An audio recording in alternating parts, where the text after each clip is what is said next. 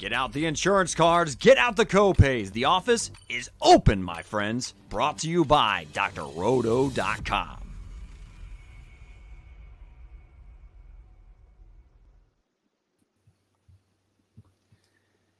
It is time once again for everybody to come aboard that Green Screens Media train. This is One and Done, a special edition of One and Done. We're talking bubble action, man. We're getting into a little bracketology for you tonight, taking a little bit of a different approach on One and Done tonight. You know, we normally live in that DFS lane a little bit. We like to talk about the DK stuff and getting this bread, but tonight we're going to bring you a little bit of different info, talk about some of these teams toward the end of the possible big dance, as they call it, trademark not owned by GSM or anybody else associated with. However, we are going to have a conversation today about that stuff. We have Eric Romoff in the house at FantasyNav on Twitter. You know he's that baron of bread. But that dude down below at MC Holland 34 on Twitter, the captain of our ship, El Capitano, Mike Holland. What it do, Mike? What's up, man? I'm excited to do this. You know, we've really focused on the off season on, doing interviews with beat reporters and interviewing, a couple of mid-major college basketball coaches. So that was a lot of fun. Doing a ton of DFS content and betting preview stuff earlier in the year, and then just really been doing DFS stuff. So, we're going to bring some new shows to you guys, ramping up content because, hey, 'tis the season for college basketball, right? Eric, are you with me, man? You ready to do some more action here? Yeah, this is going to be fun. It's kind of wild to think we've got just a few weeks in front of us before the regular season's over, right? So definitely time to start ramping up some of this postseason conversation, right? Certainly not leaving the DFS side in our rearview mirror, right? Still going to be pushing out those shows like we were typically, but now getting a little bit more of a bracket focus tonight. 100%. The Bubble Watch episode tonight. Going to get into some betting stuff as we get closer to news and headlines. And, of course, like Eric said, we will always have our DFS focus as well. But tonight, we're going to hit the Bubble Watch conversation. We're going to talk about Joe Lunardi's Bracketology breakdown, the most recent one released there over on ESPN. We're going to give you a little bit of last four in, last four out, next four out. We're going to hit on each one of us is going to hit on a team in those categories there and give you a little bit of info on that. So without further ado, let's move on to that last four in. Currently, Kentucky, 16-7 overall, 7-3 in the SEC. Did just beat Florida on Saturday at home. KenPom ranked 33, pretty high up there. West Virginia, the next team in the last four in, of course, out of the Big 12, 14-9 overall, just 3-7 in the conference. Beat Oklahoma on Saturday. Didn't just beat them, took them out to the shed, beat them by 32 spots. And their KenPom ranked 14. So you got to like their chances moving forward as long as they can hold steady. Nevada out of the Mountain West, beat Air Force, Oklahoma State out of the Big 12. So a couple Big 12 teams here, Mike, in this category here, the last four in, SEC, Mountain West. Out of those four, out of Kentucky, West Virginia, Nevada, and Oklahoma State, what's a team that interests you a little bit out of that last four? Yeah, I think we got to talk about the Wolfpack, man, out of Nevada. This Mountain West Conference is pretty strong. We thought Wyoming was going to be up there, but obviously with Graham Ike having to redshirt, Hunter Maldonado's injury, they've kind of fallen off. But you've had a lot of teams jump up there, and this is a very strong conference. Right now, KenPom has them rated as the 7th strongest conference in the country, so just right behind the Power Six. So they're really the clear cut top mid-major right now. They probably are going to finish that way for the second consecutive year. Steve Alford, man, what can we say? He's done a great job reassembling this roster. They lost Grant Sherfield to OU. Desmond Cambridge and Warren Washington went to Arizona State. So got a little bit of question marks as to what this team was going to look like this year. But they've done some really nice things. They're top 50 in both offensive and defensive efficiency. So playing well on both sides of the ball. I think the biggest thing for Nevada is the progression of senior guard Keenan Blackshear. He's averaging almost 15-5 this year. He's been one of the most improved players in the country, and he's headlining on a very underrated backcourt with the Oregon State transfer Jared Lucas, who's dropping 17 points a game. These two guys can cause some havoc. Blackshear's more of the drive and create, where Lucas is more of a catch and shoot guy. So, they also have our guy from Texas a few years ago, Will Baker's playing pretty well this year. So, just a salty lineup, giving teams, a run for their money this year. So, I think for me, the schedule, when you look at it coming up here, there's obviously critical games no matter, it's college basketball, man. You come down to the last 3 weeks of the season, there's critical games all the time. But, here, February 7th, they go to New Mexico. That's going to be a clash of very talented backcourts with Jalen House and Jamal Mashburn Jr. Then they go to Utah State, who can shoot the lights out. So 2 very tough road games. That one's on the 18th of February. And then they close out on the 4th of March, that final Saturday, against the UNLV at home. That could very well be a very important game to determine whether or not in the conference tournament they're going to need to make some noise, or if they pick up a split at Utah State or at New Mexico and pick up this UNLV game and don't drop any random games out there that they could be in prime position to make this happen. I think the only Wolfpack I like better than the Nevada Wolfpack is that NWO Wolfpack. I think Nevada has a good chance of making a little bit of noise, whether or not they're the last 4 in, or they make a better case for themselves in this tough Mountain West moving forward. As you were talking there, Mike, it's just you come to this realization that you're at a certain point in your life when the guys that you watched that you watched as you were growing up as a kid, it's their name and a junior on the end of it, and they're all over college basketball. And we talk about these guys all the time. It's crazy to just see how much of that talent has come up through from these guys that we watched growing up as well. And they're good players. They're really good players. Eric, anybody out of those remaining 3 in the last 4 in stand out to you?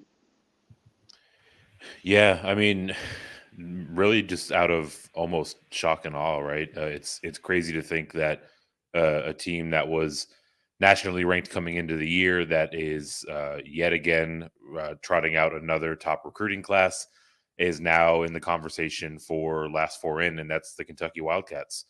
16-7 on the season, 7-3 in the conference. I think some of the things that are bolstering their case for making their way in, coming in off of a solid win against Florida on Saturday. Even in their losses, they've got pretty quality losses overall. 6 of their 7 losses are against, sort of top 50 type teams. They obviously had that one game against South Carolina where they just got dump trucked. But apart from that, I think that you can make a pretty solid case for the strength of their losses. And they've been heating up in conference, right? They've rattled off 6 straight SEC wins. They've got that big win against Tennessee, so they've got a top 5 win in their resume as well. So I think there's a lot of things that are working in their favor. Looking down the stretch run, it's going to be tough, right? Like, they're closing out with the conference schedule. This SEC is absolutely loaded. So, they're in a position across these last 8 games. 7 of them are probably going to be against top 100 type teams. They're going to have a real tough time rattling off more wins and losses in that stretch. But if they do, I think they've got a real solid case to be made. Looking at some of the things that are kind of pulling them down, this team all starts with Sheboy, right? Big O, 15.9 points per game, 13.6 rebounds per game. Really, like, at least by his standards, when he won the Wooden Award last year, kind of a down year this year. This team is obviously loaded from a talent standpoint, so they're going to need to see a lot of these guys kind of take a step forward. For me, it feels like Antonio Reeves is probably the most likely player to emerge out of this, right? He's super creative offensively. Really feels like he could potentially catch fire down this conference run and give them a bit of a boost. But ultimately, this is still a team that controls the glass. They still block shots.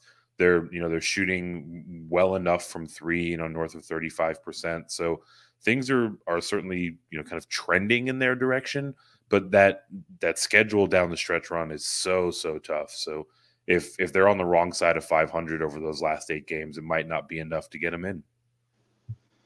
That's going to be a common theme, I think, as we get closer to the end of this season. They're going to have to just play well enough in some of these tougher situations with some of these higher quality opponents.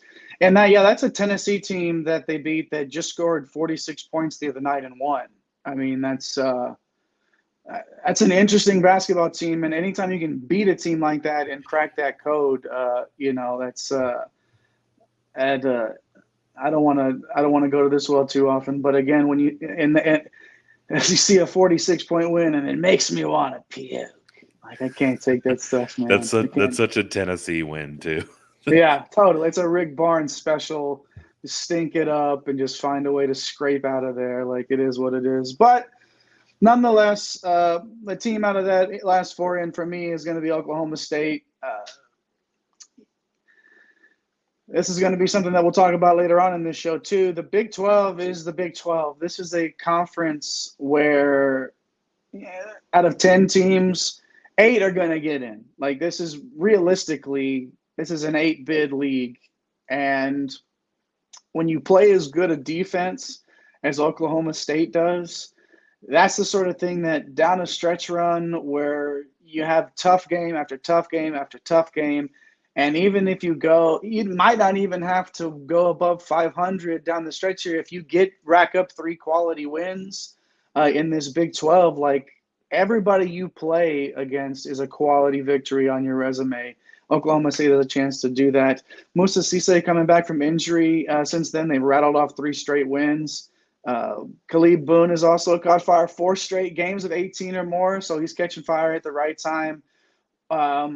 The guard rotation that they had was already, what they needed, and Boone sort of gives them that punch in the front court that they were lacking for a little bit there, but he's filling that role nicely. So again, these last 3 weeks are going to tell the tale here, but it's going to be really difficult to leave out any more than 2 teams from this conference because the quality of basketball has been so good all season long. Okay, before we move on to the last 4 out now, I want to tell you guys we appreciate y'all being here, watching us, hanging out with us. The GSM guys over here at One and Done tonight, the special Bubble Watch edition coming to you, bringing you a little bit of the bracketology, breaking away from the DFS. Not for long, though, but just tonight giving you a little bit different taste of what we are doing here with One and Done. So while you're here, smash those like and subscribe buttons. We appreciate that. Leave us a comment. Let us know what you think about some of these teams. Is there a team that you think is going to be sneaky at the end of this, the bracket Sunday, the bracket selection, and get in and maybe surprise some people? Because there are a lot of good basketball teams, I should say, we're talking about right now from some really good conferences. So leave us a comment and let us know what you think. All right, moving on out of the last 4 out. Just outside of that bubble that we are watching tonight on One and Done. So the final 4 out. Sorry, let me not confuse you. The first 4 out is what we are calling this. We have Texas A&M, SEC, obviously 8-2 in that conference. 16-7 beat Georgia on Saturday, 82-57 at home. Ken Palm ranking is 38. Florida, another SEC school here, 13-10, 6-4 in the conference. Just lost to Kentucky. So again, that's one of those things where if Kentucky can start to win those games against a Florida, against some of these other teams on their schedule, we could see these teams flip in and out of this last 4 in and last 4 out. Oklahoma, another Big 12 team, 2-8 in the conference. This is when we're gonna, it's starting to stretch a little bit at the bottom of the Big 12, and then the Colonial Conference representative, Charleston, 10-2 in that conference, 22-3 overall, just beat the Delaware, I believe the Blue Hens right over there at Delaware, 84-67. On the road, Ken Palm ranked 69th overall. All right, Mike, out of those 4 teams, final 4 outs, Texas A&M, Florida, Oklahoma, and Charleston. Give me one of those teams that we should pay a little bit of attention to, or at least know a little bit more about. Yeah, I got to talk about the old fighting Texas A&M Aggies, right? Oh man, first 4 out. But hey man, Coach Buzz Williams done a great job this year. Like, the expectations this year were pretty slim. The fact that they're 8-2 in conference kind of surprising. That just shows you how strong the Big 10 and the Big 12 are. That you have winning. You have a team 8-2 in the conference in the SEC in the last 4 out, but you also have a Big 12 school that's 2-8 in the conference. So, just very interesting to see that. But, Buzz done a great job this year. I mean, he's got quality wins this year over Auburn, Missouri, Florida, He's beat them twice, so definitely in a position to grab all these at-large bids. Really behind the play of their offense. They've got some veteran guys like Wade Taylor, Tyrese Radford has played really well. And then the emergence of big man Henry Coleman, who showed some flashes last year, getting more consistent this year. Him and Julian Marble from Michigan State have made quite a nice 4-5 combination there for him. So that's also helped them out defensively. They've been pretty good. Their opponents have been turning the ball over almost 21% of the possessions. So, playing some good defense, kind of shutting down those easy baskets inside with Marble. Man, the road it doesn't get any easier for the SEC though, man. But you catch 3 or 4 more wins in these final 8 games, and it could be enough to, I don't know. Like if it comes down to an Oklahoma team that's won 4 in the Big 12 and an A&M team that's won 11 in the SEC, it's going to be kind of hard to keep the Aggies out. So, like we talked about most of these teams, it obviously matters how they play in these last 7-8 games of the season. Jay, what are your thoughts on these fighting Ags? I was gonna do the old mouth bugle and play that. I won't do it today. We'll spare the audience that. But yeah, I mean, obviously, you have that good of a record in any conference, and you're playing good basketball because the SEC, while it's not the Big 12, right? We know that, but there's some quality basketball being played there, and it is sort of eye-opening that a team playing that well recently is sort of looking on the outside, looking in. Eric, you looking to go to another school in the SEC here? Sort of the same story here. Not as good of a record overall, but a team that does have some crazy wins and some star quality. Yeah, and you're talking about the SEC, right? Like the conference is strong enough to where some of like the sort of middling teams in the conference are still going to have a somewhat defendable case. I think that's where Florida sits. This is a team that they opened the month of February with a big win over Tennessee. I think at that point, that win had them sort of in the last 4 in category on a lot of people's lists. They since dropped that game to Kentucky that I talked about a moment ago. So now probably going to be on the OLI. I mean, it's been a crazy season for Todd Golden his first year. He's got this Florida team playing really strong on the defensive side, top 10 there. The offense can be a little choppy, right? So they definitely need to pick things up there if they want to make their way into the dance. Colin Castleton is the aforementioned star power, 15.5 points, 7.5 rebounds, 3.3 blocks per game. So obviously everything goes through him. He's played really well over these last couple of games. He's coming off, I think, a 25 and a 20 spot. But, in this SEC, one guy is not going to get it done, right? So he's really going to need a lot more from his teammates. Either they are going to have to execute Todd Golden's game plan perfectly and play their roles to a T, or someone's really going to have to take a bit of a step forward. Will Richard feels like he's kind of coming on a little bit. Can he keep that going? Maybe. Kyle Lofton is a player that has played well for them previously. Obviously he's coming in off of a couple big years with St. Bonaventure. Can he sort of recapture some of that magic? Myron Jones, feels like he's getting a little bit more run. Definitely getting kind of a bigger chunk of this rotation, back in early January. So they've got a couple of guys that are interesting in that backcourt. It's just really who can, really grab the opportunity and take that step forward. Like we talked about on the Kentucky side, like Mike talked about on the Texas A&M side, they have the opportunity in front of them with their tough conference schedule to, really stake their claim. But it's going to be tough, right? They got games against Alabama. They got games against Arkansas. They got another one against Kentucky. And this team they're shooting 32% from 3, right? So if they've really got to see that shot from distance go in a little bit more frequently. They've really got to, kind of ramp things up on the offensive side. If they rattle off a good chunk of wins down the stretch, I think you can defend a case for them. But I mean, that's a tough road for a team that's, been pretty hit or miss so far. Just like looking at Castleton's averages, 15.6 points, 7.7 rebounds, 3.3 blocks. And we're like, yeah, like he's just got to be able to, he's their star. He's that dude. They got to go through him. And then we were looking at Sheboy's numbers earlier, and it's like, he was only only 16-13. Yeah. It's like, but I mean, that bar was set so high, like we said, when you play that well, and then it's like, oh, ho hum, 17-13, whatever, like what a life. But yeah, no, I'm digging that argument for Florida there. But again, a lot of these teams, and just like Oklahoma, who I'm going to talk about, their resume builders are there. There's got 8 games left, and here's who they're against: number 11 Baylor, number 8 Kansas, number 7 Kansas State, number 10 Texas Tech, number 13 Iowa State, number 7 Kansas State, number 15 TCU. Okay, you get the point, right? Like, there are resume builders in the end of this schedule. That is a tough road to go down. But again, like, this is a team that right now is sitting on the outside of that 8-team conference in terms of bids. They're in 9th, but obviously they, again, they're looking to add some of those top quality victories to their resume, and it's there for the taking.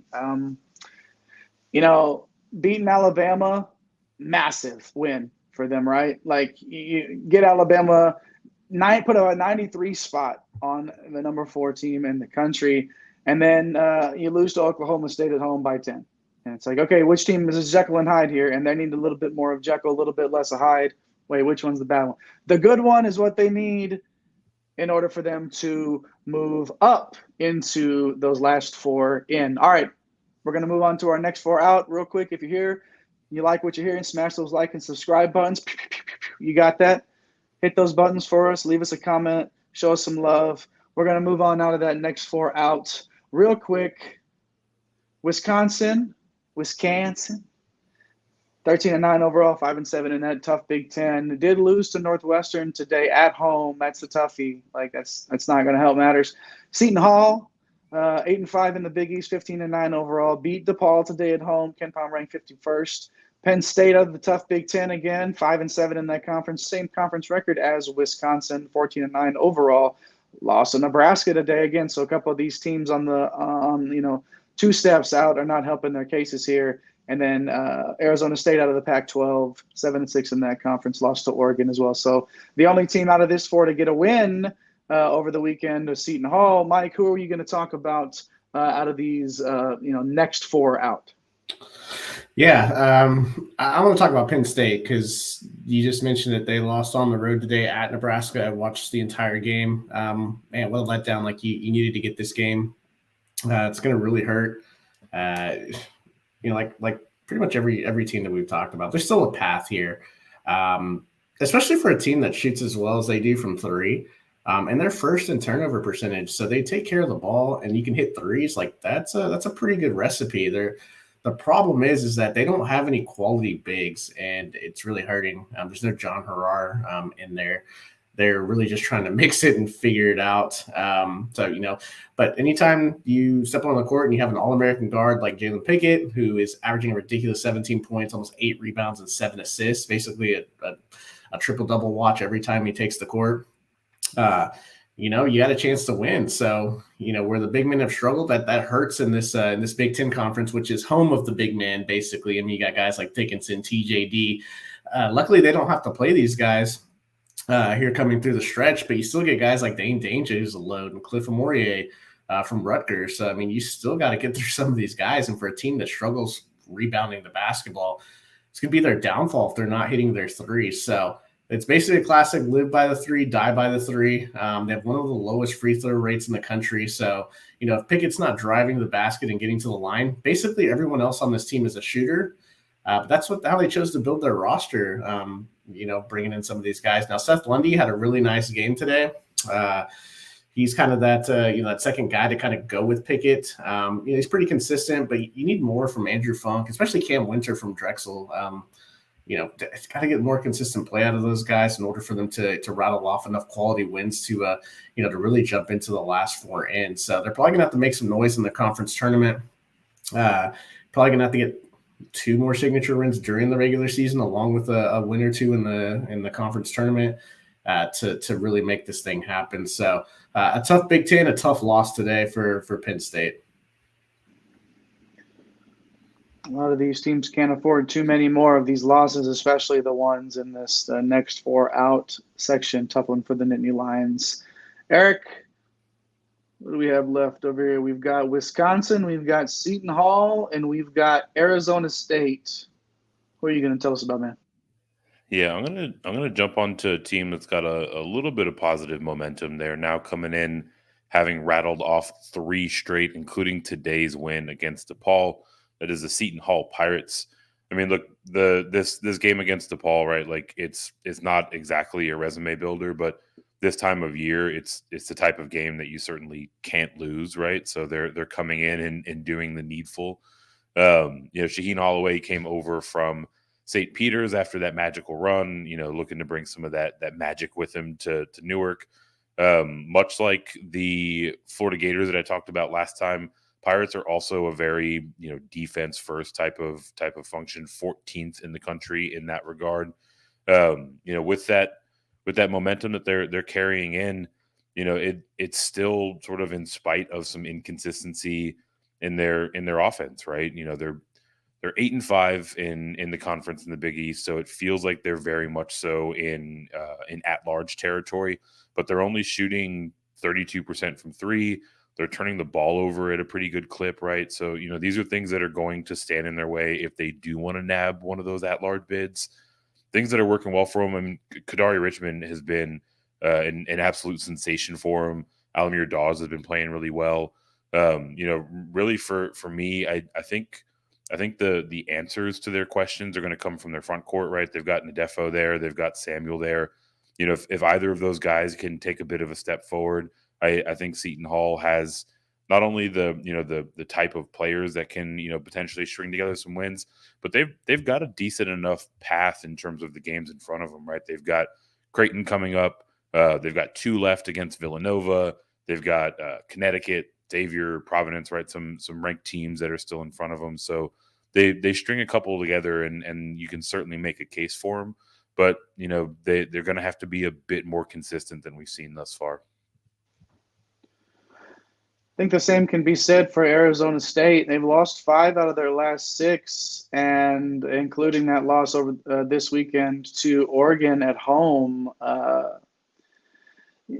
If they expect to make any noise at all, or even they're in danger of really dropping out of this conversation altogether. But for the time being, they're holding on. Real tough loss, like I said, to Oregon at home this weekend. When you're not scoring the basketball, it's hard to win games. So Arizona State is going to have to, figure it out, get that offense rolling. The issue is in the Pac-12, the Mountain West, there's an argument to be made that the Mountain West is a stronger conference than the Pac-12. And there's just not as many opportunities for Arizona State to rack up those quality wins. When I rattled off those opportunities Oklahoma had earlier, it doesn't look the same, coming down the road for Arizona State. Stanford, Cal, Colorado, Utah, got an Arizona on the schedule and a UCLA, but then it's USC. So a couple of opportunities there, but they also got to take care of business in those other games, and they haven't been doing that lately. So you're going to have to find a way to scrape these wins up. Bobby Hurley and his squad are just going to have to just find some monster victories here at the end of the season to push them up through the next 4 out, through the last 4 out, and at least into the last 4. Into oblivion. Into oblivion. This is one of those things, guys, where if we didn't even talk about Oklahoma's opportunity to win a game in their conference tournament that could pad their resume too.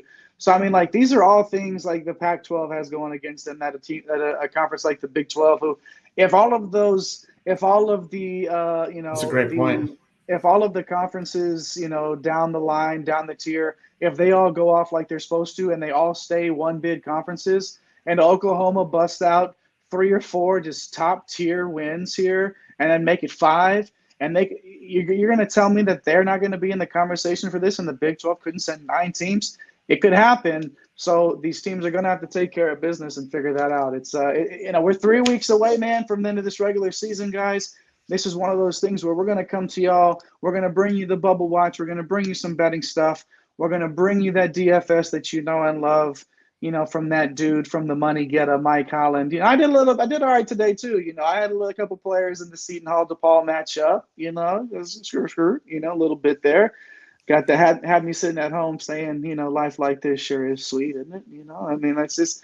It's one of those days, man. And anything else you wanted to wrap up on, guys, before we sign off? This was one of those, it's interesting to talk about these teams from this perspective and not so much focus on the individual statistics as more of the team outlook. It's going to be nice to do a little bit of this as we close out the season. Yeah, I think what you said was if one of these 1-bid leagues becomes a 2-bid league, that's going to push down, a team or two, and it happens every year. So right. Building a resume is going to be super important. Eric, any final thoughts before we wrap this up?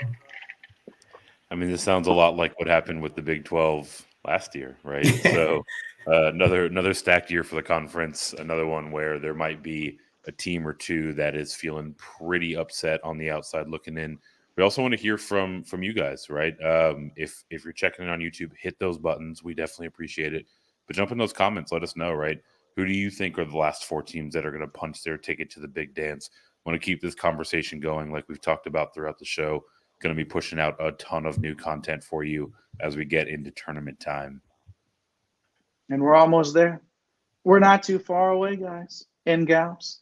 We appreciate you checking in with One and Done as always, powered by drroto.com. And don't go too far from your Green Screens Media page, because we've got another episode of One and Done coming up real soon. And you know what happens when you come around and you watch One and Done, right? You get this bread. Thanks for stopping by the office. Get your fantasy prescription by subscribing to the channel and checking out drroto.com. And until the next visit, be well and take care.